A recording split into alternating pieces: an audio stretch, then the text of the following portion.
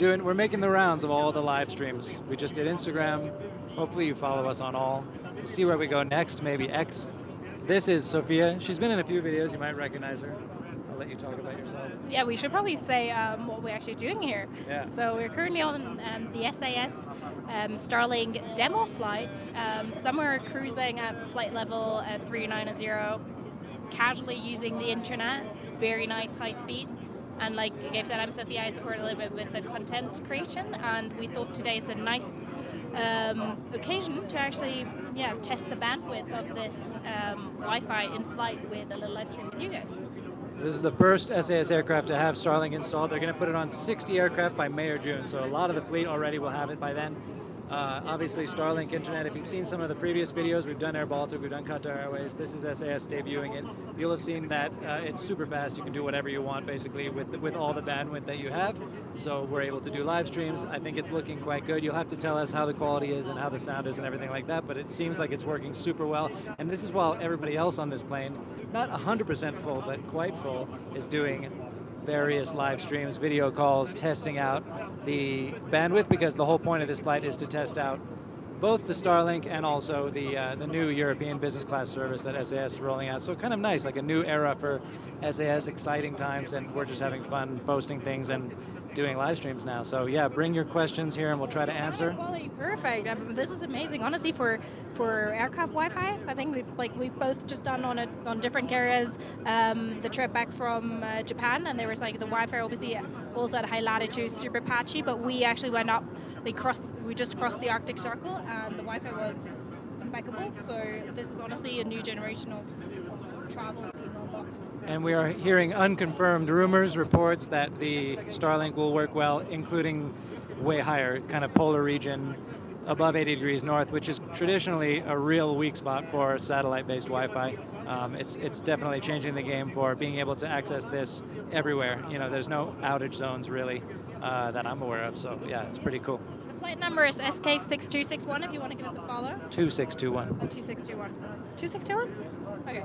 Is it? So if you let me check. I think as Flight Radar 24 representatives, we should know the flight number. 6261. My bad. SK6261. So I was right. Don't listen to me. So if you want to give us a follow or have a look at where we're cruising, we're currently passing. Like we're in Swedish airspace. We're kind of central Sweden, sort of due west of Stockholm. We're almost over some of that big lake area in the center of Sweden. Yeah, so almost back in Copenhagen. I guess we probably got about 45 minutes left. It's been almost a 4-hour flight to go up to the Arctic Circle and back. Plenty of time to play around with all this stuff on here. We actually had, we have two Counter-Strike players on board, and I think this was the first Counter-Strike match ever, air to ground. And the funny thing is that the people they were playing with were battling on the ground. They didn't know that we were actually on a plane, so that's pretty cool. So I guess this is maybe even like a record as like the world's highest, fastest, I don't know what, Counter-Strike match. So if you're into gaming, then that's probably something of interest to you. And from what I understand, the air team won at least a majority of the rounds. So I don't know anything about it. So they won, yeah. Yeah. And then I think one thing that's also super nice with Starlink is that it's gate-to-gate connectivity. So you don't have to wait until you reach cruising altitude or until somebody's switching the Wi-Fi antenna on, but because it's just there. There's actually a button in the cockpit that you will see in the video that Gabe will put out, where you're switching on, and that says super smooth, seamless connectivity, which is fantastic. And then also one thing that's super great with these new antennas is that they're so much smaller, way more lightweight, about half the weight of like a regular antenna, but also much like smaller in terms of like size, so they don't protrude into the airstream as much, so it have a huge impact on mass imbalance and on the drag of the aircraft, so it will actually help reducing fuel consumption. This flight today is actually powered by fuel, which is pretty cool. So, yeah. Also, the Starlink button never gets pressed to turn it off unless you're powering down the aircraft or doing maintenance, basically, so it just stays on all the time, which is quite nice. So yeah, we're seeing a couple of people from Hamburg, from Detroit, from Dublin, from Vietnam. Yeah, sounds great. Well, someone said, I hope Vietnam Airlines will have this. I think pretty soon we're going to see basically every airline installing this. It's going to be necessary to have this level of speed and bandwidth. Increasingly, people will demand it, will come to rely on it. So although there may be other competitors that come to the market, I think you'll see this kind of internet rolling out surprisingly fast across major airlines of the world. Yeah, yesterday Lufthansa Group actually announced that they will roll it out across the entire group, also throughout this year. So yeah, this is something that we should see more and more, because I think people demand it nowadays. Like it's like not being able to connect in flight is like, I think it's a major drawback for people to actually choose a carrier. So yeah, nice. Does anyone have any questions you want to ask? Put them down here because we're looking at it. Hello, everyone from all over the world.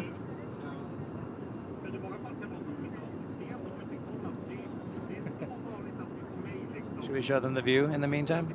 Sorry, what? You could show them the view out the window.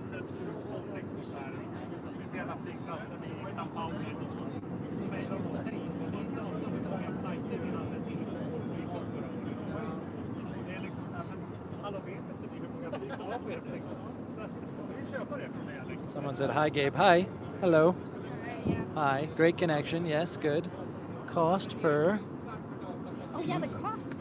That's a great thing that was also just announced. It's going to be free for Eurobonus members. So the only thing you have to do is to sign up for Eurobonus and you're online, which is pretty cool. It's very easy to get online. And yeah, you'll have a chance. If you're not already a member and you want to use it in flight, you'll have a chance to sign up and get online. So definitely worth it. Some people asking what airplane we're on. We're on a 7-year-old A320neo.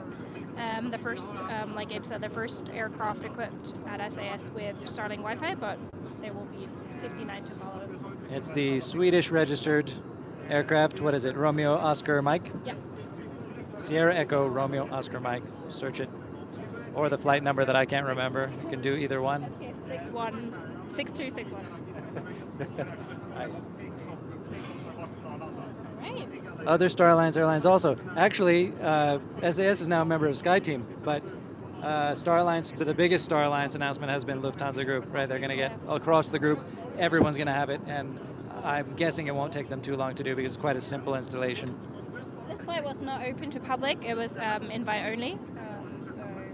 Yeah, but you'll see this rolling out on your SAS flights very quickly. So yeah, in the beginning it'll be very luck of the draw, but more and more as we head towards summer, it'll be likely that you catch a Starlink aircraft. Yeah, so the purpose of this site, I just saw somebody asking, is to test out the bandwidth of the Starlink internet, and like we said, extensive use here with video conferences, the Counter-Strike match, us during live streams. Like everybody is encouraged to use as much internet as possible. And we're still, we said this earlier, we spoke to a person that was the fifth person for this flight, and that person did a speed test right in the beginning. It was about like 400, but now we're still at 250 download speed. Upload speed? Download speed. Download speed. Upload speed. Yeah. We couldn't test, right? Yeah, we're not sure about upload. It's probably pretty good, but the download speeds are impressive anyway. Yeah. Someone was asking if it's Copenhagen. Yes, it is. About 4 hours, just under 4 hours to go up to the Arctic Circle and back down to Copenhagen, which we're almost down that way now, probably 45 minutes left. Another person was asking for a full cabin view. Maybe we should rotate the...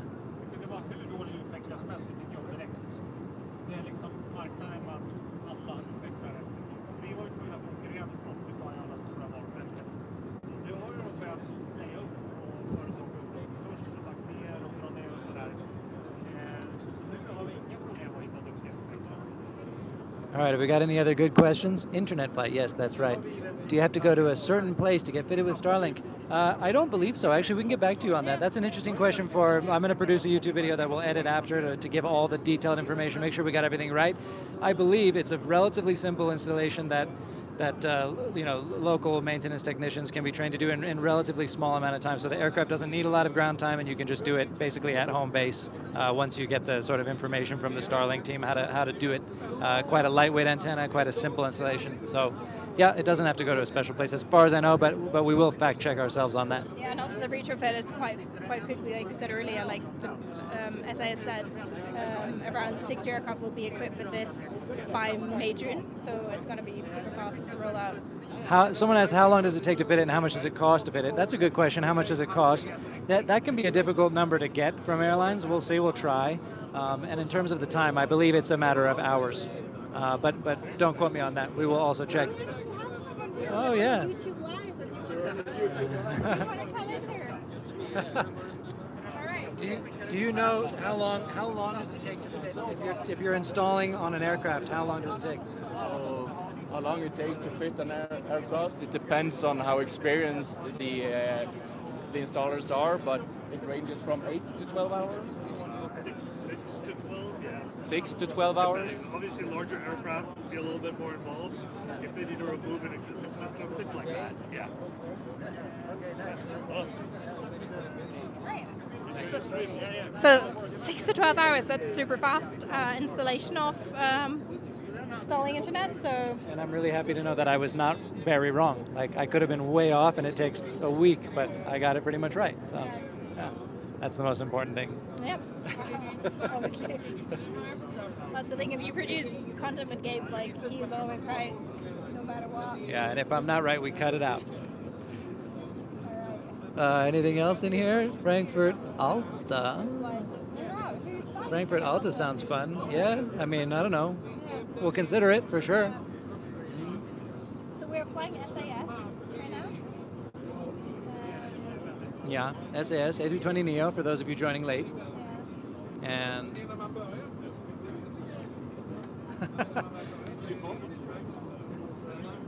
anything else? Thank you for wishing us a safe flight. Is there a data limit? There are no data caps and there's no limits about what you can do. So they're not telling you to cool it with the live streams or anything like that. At least I don't think they're planning on doing that in flight. I think there's enough bandwidth for everyone to just do as they wish. But I would also just say, make sure you're not doing it all on loudspeaker, on speaker in the future, because like on this flight it's fine because we're all just here for that. But recommend bringing headphones for all your video calls and live streaming in the future. Yeah. So yeah, track this plane on Flight Radar 24 SK6261 if you want to. Yeah. They want to know when they'll add. Yeah, no, our boss probably just put the link in the comments, which is fantastic. Thank you. Thank you, Ian. Also, there's someone asking about when they'll add this to wide bodies. We don't specifically know how they're doing the different aircraft types, but they did say they'll have 60 aircraft outfitted by May or June, which I don't know how big this. We can put it there if they know, but that's quite a few of the aircraft. So we'll see it soon on the wide bodies. Yeah, Lufthansa also announced yesterday. Somebody just commenting that they have retrofit their fleet as well. So yeah, we see this more and more. Gabe already put out 2 videos testing out Starlink. So if you want to see a bit of like a comparison across the carriers. Yeah, we did Air Baltic, and then we also did Qatar Airways on the special low pass in Doha over the F1 circuit there. So yeah, I mean in general so far, this is my 3rd flight with Starlink and it's always been perfect, seamless. You can do anything you want, which is cool. Also, if you've got any more questions, if you want to hop over to Instagram, we have a question box. We're trying to get back to as many questions as possible. Yeah, a little sneak peek at the flight deck will also show up, but then also you'll have the video here coming up in a couple of weeks. There's really nice light in the flight deck, so for those of you who love that, like me, it's worth it. All right. Yeah. Thanks. Yeah, thanks for tuning in. Talk to you soon.